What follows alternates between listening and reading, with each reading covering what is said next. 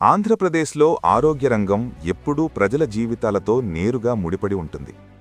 గత కొన్నేళ్లుగా వైద్య విద్య, ప్రజారోగ్య మౌలిక సదుపాయాల్లో ఎదురైన సవాళ్లు ఇప్పుడు కొత్త దిశను సంతరించుకుంటున్నాయి.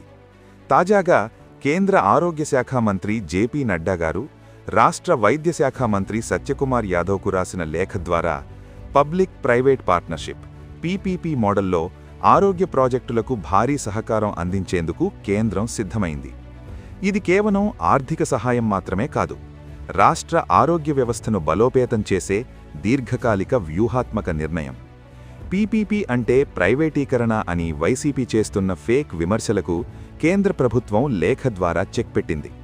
పీపీపీ అంటే ప్రభుత్వ పర్యవేక్షణలో ప్రైవేటు రంగ సామర్థ్యాన్ని వినియోగించుకోవడమేనని క్లారిటీ ఇచ్చింది.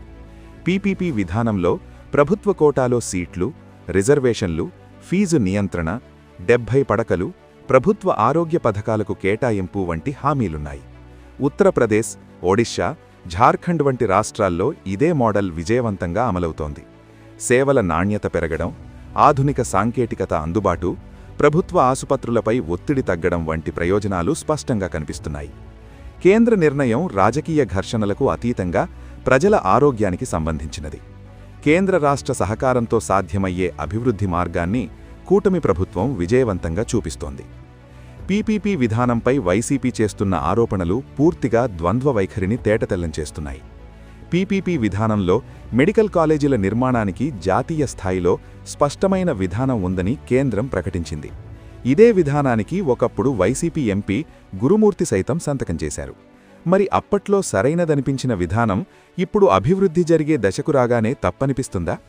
అంతేకాక జగన్ రెడ్డి ప్రెస్ మీట్ పెట్టి మరీ బహిరంగంగా మెడికల్ కాలేజీలకు పీపీపీ విధానంలో పెట్టుబడి పెడితే వారిని చంపేస్తాం అంటూ బెదిరించడం ఏ రాజకీయ నైతికతకు నిదర్శనం?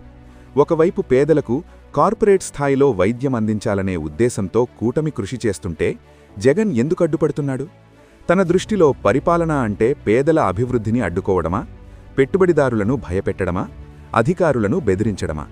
ఈ ప్రశ్నలకు జగన్ రెడ్డి సమాధానం చెప్పాల్సిన అవసరముంది. అంతకంటే ముందుగా తన పార్టీ శ్రేణుల హింసాత్మక బెదిరింపులపై ఆయన స్పష్టమైన వైఖరి ప్రకటించాలి.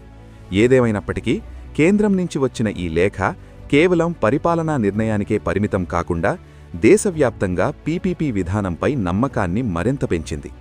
ఇది ఏపీ ప్రజలకు, ముఖ్యంగా గ్రామీణ ప్రాంతాల్లోని పేదలకు శుభపరిణామం.